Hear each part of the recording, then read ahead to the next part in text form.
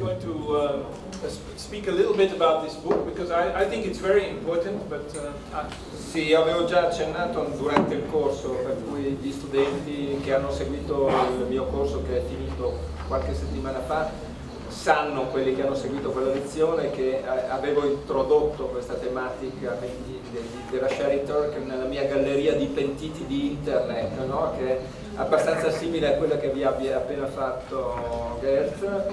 E questo libro di Sherry Turk, che io ho avuto occasione già di leggere in versione ebook, si chiama Alone Together, ed è un totale rivosciamento di discorso che lei aveva fatto 15 anni fa, è una specie di autocritica in cui rende onore al suo maestro Joseph Weizenbaum e a quello che Weizenbaum aveva scritto fino dal 1966 a proposito dell'interazione con le interfacce tecnologiche come momento di progressiva perdita della consapevolezza del confine fra umano e macchinico. Questa cosa in tutti i suoi testi precedenti la Tucker l'aveva teorizzata come un'esperienza progressiva di sperimentazione della personalità. Oggi ha cambiato radicalmente punto di vista, è tornata all'approccio di Weizenbaum di 30-40 anni fa, citando alcune centinaia di ricerche fatte sul campo e di casi clinici. Lei è anche psicoterapeuta, oltre che docente all'MIT. Yeah, by the way, in my new book I also spent quite some time on the work of Weizenbaum. And there's a beautiful documentary, by the way, available also about him and his life. Yeah, it's in German and in English, I think. Anyway, it's, yeah. So, the last author I want to present here is Eugene Morozov. He's kind of a European, but he's not. He's originally from Belarus. He's now since 10 years in the United States. He's really a contemporary of your age. He's 26-year-old and has already written a very influential book, which is kind of amazing. This book, it's kind of strange because it is a critique of the idea that the internet will cause a revolution, that the internet, what is happening now in Tunisia and Egypt. So on the first hand, if you see, well, you can say, well, Mr. Morozov is wrong. There was a Facebook revolution and so on. But of course he is referring to a lot of cases in the recent past, and the most famous one is of course the failed Twitter revolution in Iran in June 2009. And he is pointing at the fact that a lot of authoritarian regimes can very easily use the internet, for their own purposes. And only yesterday I found another example of this. The Syrian government, who is still in charge at the moment, they have already learned from what happened in Tunisia and Egypt. And what they are doing is they are infiltrating Facebook at the moment. They have allowed everyone in Syria to use Twitter and Facebook, and what they are doing at the moment is that they are infiltrating the activist network, and they are causing a lot of confusion, paranoia and conspiracy. What they have done is they have stolen the passwords of a lot of activists. Also, they have arrested a lot of activists and forced them to give the passwords. And they have now effectively infiltrated these networks, showing that that we should, in fact, pay a little bit more attention to what Morozov says in this quite remarkable book. Informazione, disinformazione che vengono utilizzate dalle agenzie statunitensi, quindi dalla CIA, dalla NSA e dalle altre agenzie americane. Ci sono delle imprese che forniscono alle agenzie di sicurezza americane dei software per creazione di centinaia di fake, di account finti su Twitter, Facebook, eccetera. Un unico agente è in grado di gestire fino a 1000 account diversi e creare correnti di opinione, fra virgolette, o di controinformazioni in rete. Queste sono tecnologie ampiamente utilizzate già dai cinesi, ovviamente, che le usano all'interno I also think contro guerriglia that the main example is still China. I mean, we are looking now at North Africa, but you know, the situation in China is so much more important just because of its size. So what this argument really is about, that you know, in most of the Web 2.0, let's say, evangelizing texts, we find that by using the internet, you know, people will become Western subjects. They will believe in democracy and so on. And so it's kind of a techno-determinist idea that the technology in itself will teach you, will educate you to become Western subjects who believe in the parliament and in democracy and all the Western values of law and so on. Okay, now I'm going to talk about social network sites and social media in particular. Yeah, I think this film is a good starting point. It's kind of a very mainstream critique of the social media, but interesting nonetheless. That you know, from the Hollywood perspective, there is a critical approach to this. Maybe I do not necessarily share it. But in our course we have seen the film. Yeah, so you've seen the film, but that is in itself is interesting. Probably also because of the rivalries, let's say, between the film industry and the internet, who are really kind of enemies in terms of you know, the attention economy, and also in terms of how the internet is completely reshaping the ways revenues are made through Facebook and Google, who are no longer, let's say, content-based industries, but who are exploiting the social relationship through other means. So what is at stake here are kind of two rivaling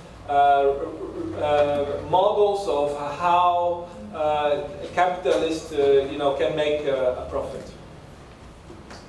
Now, the kind of the critique of how Facebook is invading our private lives and is exploiting, let's say, our social relationships, is something you know, that I think is a field that is very, very interesting, and not a lot of systematic work has been done here. Yeah. So how exactly Google, you know, is using our data, how Facebook is doing this, and how we should kind of theorize this, is something you know, that I have not seen a lot of work that is done in America itself. And so the American critics that I have listed so far, they have not come up with a systematic approach of how you know, how the social relationships are being economized, and maybe that is really a task also for the European you know, critics, and maybe you know some of them.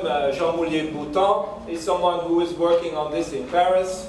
But there's also, you know, the Italian theorists like Matteo Pasquinelli and others who are working in this direction. But these are still only pieces of the puzzle.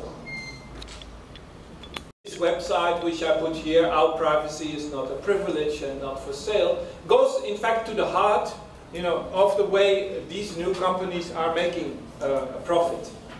Facebook is selling our data, and this is how they, you know, exist.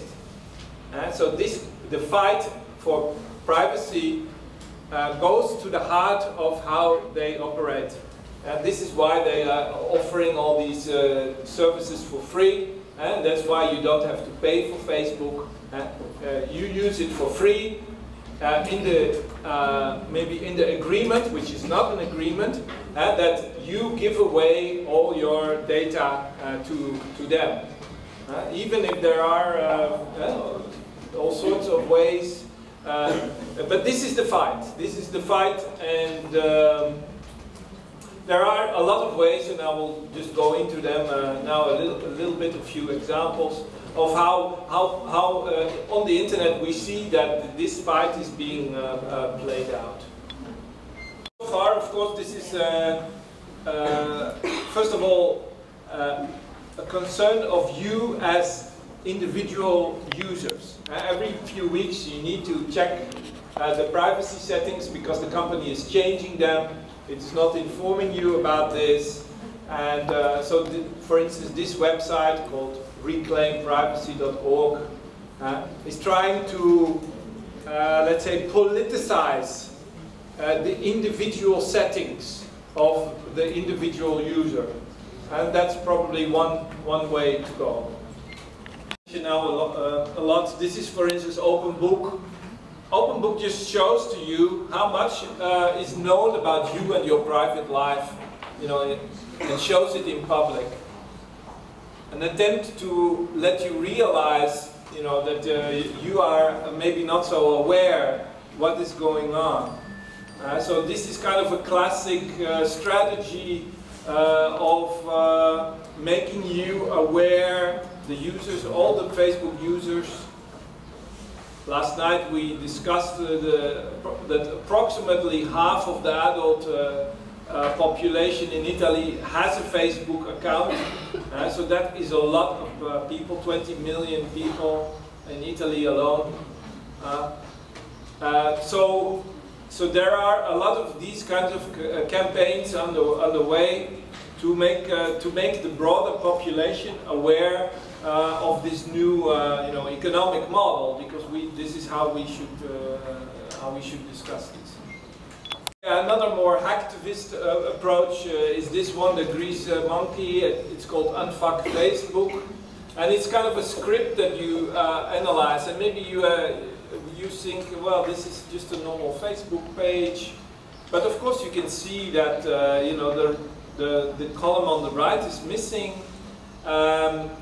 These are ways, to try to influence, the way Facebook is trying to capitalize on your social relations. Another one is no Facebook dating. I love this one. This is kind of a website, very primitive website. It's more like sentiments that we see expressed here. But I love that kind of, no Facebook, you are not alone. We hate Zuckerberg with passion. We only have real friends. And we date only real people. This is kind of goes against the idea that people are very desperate. Maybe in the sense of Sherry Turkle, it tries to understand the rise of online dating website and the Facebook. But it's kind of in itself, it's kind of more like a romantic revolt. I think, and not so effective. Also, with the critique of Nicholas Carr in the same way, is that very quickly we kind of fall back into an idea that the offline world is somehow better. It was a better world with real relationship in the village. We knew all the people, yeah, and we met on the street. Huh? We were dating on the square, yeah? These kind of romantic notions. I think the radical critique of the social media should definitely not fall back into this kind of idea that the offline life is the better life.